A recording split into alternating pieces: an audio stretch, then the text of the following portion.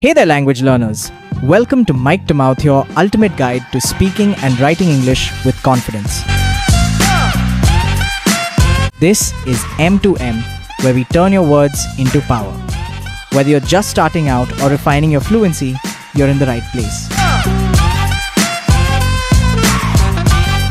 Every episode, we break down practical tips, real-life conversations, and expert tricks to help you think, speak, and write like a pro. So if you're ready to level up your English, grab a notebook, hit subscribe, and let's make every word count. This is Mic to Mouth, where your voice finds its strength. Let's begin.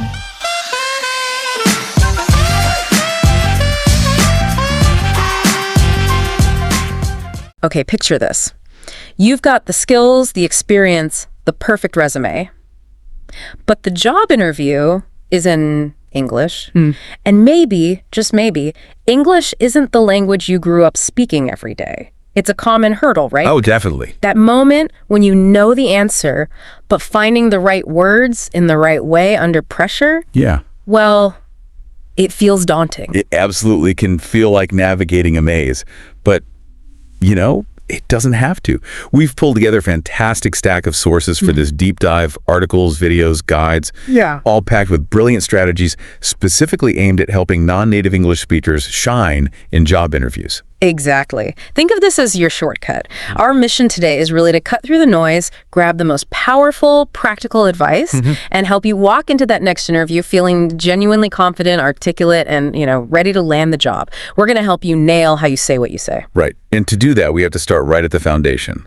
A big focus in the material we looked at is on the absolute mechanics of speaking. Forget complex strategies for a second. It's about being clearly understood. Which means starting with articulation and pronunciation. It's not about losing your accent. I mean, your accent is part of who you are.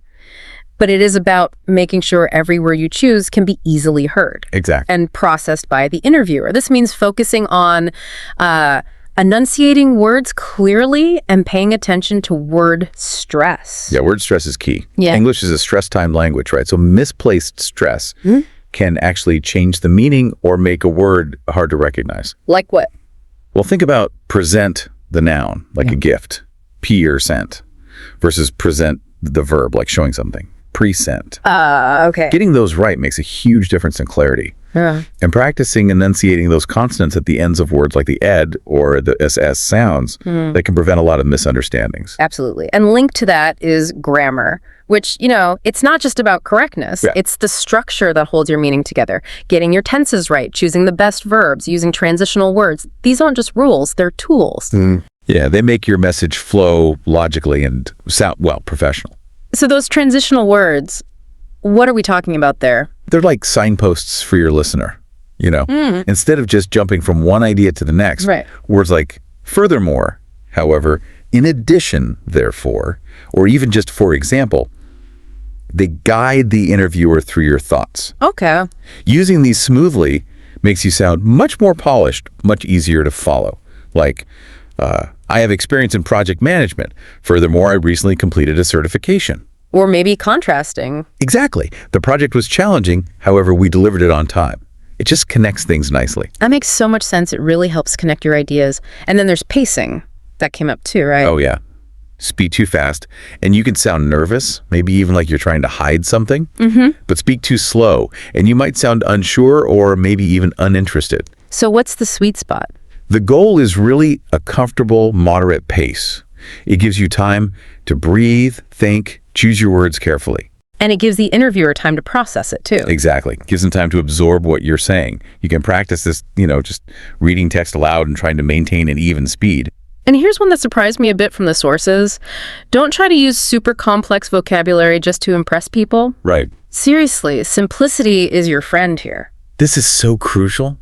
Using a word you're not, 100% confident with is really risky. How so? Well, you might use it incorrectly or stumble over the pronunciation, and it just distracts from your actual message. It's far, far better to use simple, clear terms that you know are correct. They gave some great examples, like instead of saying, I endeavor to optimally strategize multifaceted initiatives, which sounds a bit... Like you swallowed a dictionary, yeah. Right. Just say, I plan projects carefully. Or simplifying utilize effective methodologies down to just use good methods. Precisely. Your experience and your skills, those are the stars of the show. Don't let complicated language or grammatical errors steal their spotlight. Keep the language clear so your qualifications shine through. That's the idea. Okay, so once you're thinking about how you're going to speak, the next massive piece is preparation. Seriously, the material just hammers this home again and again. Oh, absolutely. Preparation is power, especially, I think, for interviews in a second language. So where does that start? It starts with deep research into the company. And I mean deep. Don't just glance at their homepage. Right. Dig into their values, their mission, recent news, their culture, if you can find info on that. This shows you have genuine interest, not just at any job, but this job at this company. And it helps you tailor your answers to them. Exactly. And obsess over the job description. What are the absolute must-have skills? What are they hoping for? Go line by line. And connect your own experience directly to what they're asking for. Be ready to talk about how you meet each point. And what about things like gaps in your resume or career changes? Be prepared for those too. Have a clear, concise explanation ready. Don't wait for them to ask nervously. Integrate it naturally into your story if it makes sense. Okay. Now, all this research fuels the engine of practice. You have to practice speaking your answers aloud. Yes. This isn't just about memorizing lines. Please don't do that. It's about building muscle memory for the language. Right. Improving fluency and really boosting your confidence. The sources suggest practicing common questions out loud. You know the ones. Tell me about yourself. Why this company? Strengths and weaknesses. Where do you see yourself in 5 years? Why should we hire you? All those classics. And how should you practice? Practice them with a friend, family member, or you could even record yourself. One source specifically recommended practicing your answers at least 3 times. 3 times, why 3? Well, the thinking is, the first time you're just figuring out what you want to say. The second time, you refine the language, make it smoother. And by the third time, it starts to feel more natural, more confident. It moves from that sort of translation happening in your head to a smoother delivery. That makes sense. And part of this practice is also building a repertoire of essential phrases. Yes, not just sample answers, but useful language for actually managing the conversation. Things like, that's a great question, or if I understand correctly, you're asking about. Or even, could you please clarify that? Ah, okay, so tools to navigate. Exactly. Knowing how to handle different situations makes you feel much more in control. Which brings us nicely to structuring your answers. Because knowing what to say is one thing, but how you organize it, that makes a huge difference for clarity and impact. Absolutely. The core advice here is be concise and get to the most important point quickly. Avoid sort of beating around the bush. Get straight to it. Yeah. Take a moment to think if you need to, that's fine, but then be direct. An interview isn't a mystery novel. The interviewer just wants the information clearly. And this is your chance to showcase your achievements. Don't be shy about it. No. Use the interview to professionally highlight your skills and what you've actually accomplished. So how do you structure that? The sources mentioned some frameworks. They did. For Tell Me About Yourself, they often suggest a past, present, future approach. Okay, past, present, future. How does that work? Briefly touch on your relevant background, that's the past. Explain what you're doing now and key skills, the present. And then pivot to why you're interested in this role in this company, the future. Ah, it gives a logical flow to your story. Exactly. And for those sometimes dreaded behavioral questions like, tell me about a time you failed or describe a conflict you handled. Yeah. The STAR method is gold. STAR, situation, task, action, result. Right. Okay, break that down. So describe the situation you were in, explain the task you needed to complete, detail the specific actions you took, and focus on I, not we, if you can. And most importantly, share the result. What was the outcome? What happened because of your actions? So using that structure forces you to be specific. Exactly. And it demonstrates your problem-solving skills really effectively. Instead of just saying, I'm good at teamwork, you might use STAR. Give me an example. Okay, like in my previous role, we were facing a tight deadline on a project situation. My task was to coordinate contributions from 3 different departments. So I organized daily stand-up meetings and created a shared progress tracker, actions. As a result, we delivered the project ahead of schedule, and actually team collaboration really improved. Wow, yeah. See the difference. Much more concrete. A huge difference. And to make those examples even more powerful, the sources really emphasize using specific details, anecdotes, and especially numbers whenever possible. Numbers. Yeah, don't just say you increase efficiency. Say you increase efficiency by 15%. Don't just say you managed a project. Say you managed a project with a budget of $50,000. Numbers quantify your impact. They make it real. Got it.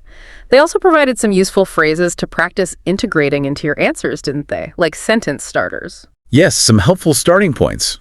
For the beginning, something like, thank you for this opportunity. I'm very excited about this role and company. Simple, positive, strong. Nice. Or maybe, I reviewed the job description, and my experience aligns perfectly with the requirements, particularly. And then you mention a key skill they're looking for. So again, tailoring it. These aren't scripts to memorize, though. No, definitely not. Just phrases to get comfortable with, to have in your back pocket. And for strengths, instead of just listing adjectives. Yeah, try something like, I see my key strengths as being X, Y, and Z, which I believe would be particularly valuable in this role because, and then you explicitly connect them back to the job description. Okay, linking it back. Always. And when answering why you want the job, connect your research. I've researched your company's recent work on mention a specific project or value, and I'm really drawn to that because it aligns with my own passion for. Shows you've done your homework. Absolutely. And that classic, why should we hire you? How do you tackle that one?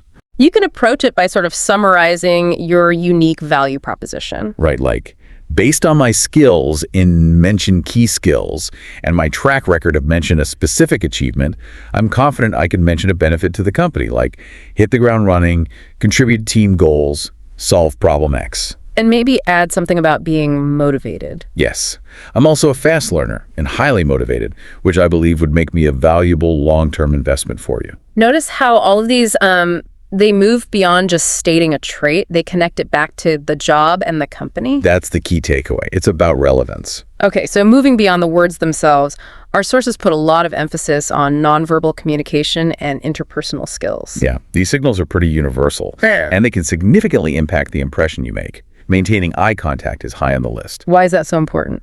Well, it shows confidence, sincerity, and that you're actively engaged, you're listening. And this is just as important on a video call as it is in person. Look at the camera lens. Good tip. And your body language matters too, right? Hugely. Sit up straight, try to relax your shoulders, smile genuinely.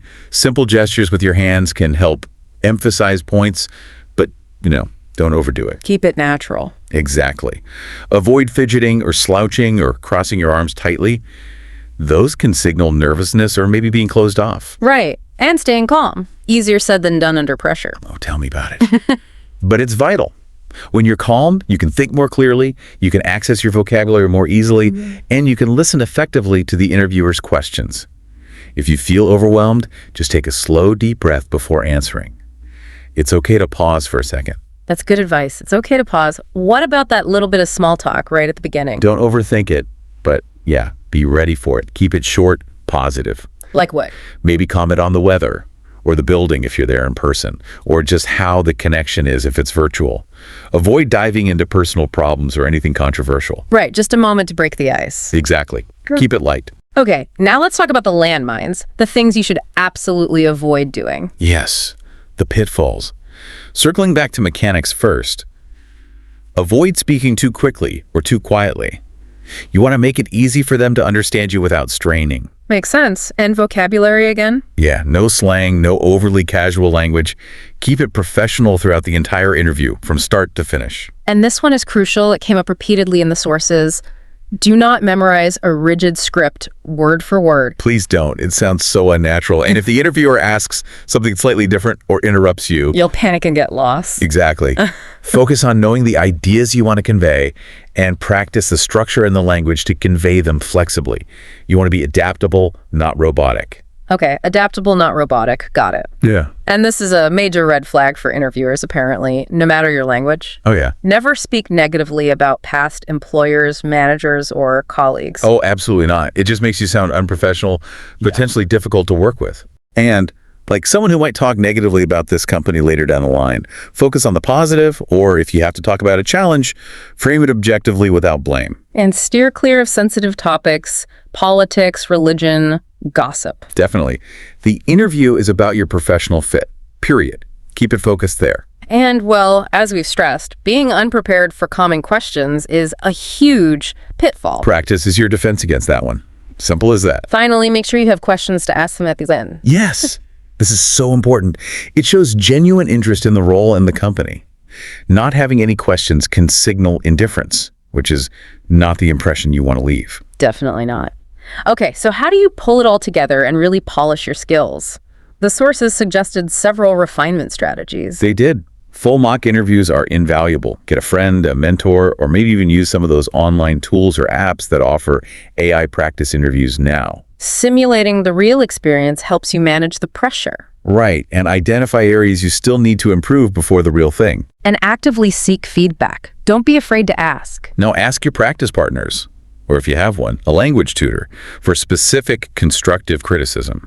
Ask about your clarity, your structure, language use, your delivery, and be open to hearing what you need to work on. Self-assessment is also powerful, though maybe a bit uncomfortable. It can be, but record yourself practicing. Watch it back. How's your eye contact, even with the camera? Your body language. Do you sound clear and confident? You'll spot things others might miss. Good point. And don't forget the simple professional courtesy of sending a thank you email. Yes. Within 24 hours is the standard advice. Reiterate your interest, maybe briefly mention a key point from your conversation just to show you were engaged and listening. So, wow, okay, we've covered a lot there. Getting the mechanics of your spoken English strong. The foundation. The absolute necessity of thorough preparation and practice. Can't stress that enough. Using structures like STAR and past, present, future to make your answers clear and impactful. Big strategic. Mastering those nonverbal cues, body language, eye contact. Which say so much. And knowing exactly what traps, what landmines to avoid. It's really a combination, isn't it? It's technical language skills mixed with broader communication strategy. Yeah. The sources did remind us that resources are out there. Like what? Things like language apps or specific guides focused on business English. If you want to dive deeper into specific pronunciation points or find more examples of phrases and answers. Good to know. And that leaves us with a final thought for you, the listener, to chew on. All right. If success in an English interview is just as much about how effectively you communicate your qualifications as it is about the qualifications themselves, what unique strength or perspective you bring, perhaps from your own background or your language learning journey, could actually become an advantage in that conversation. Something to think about.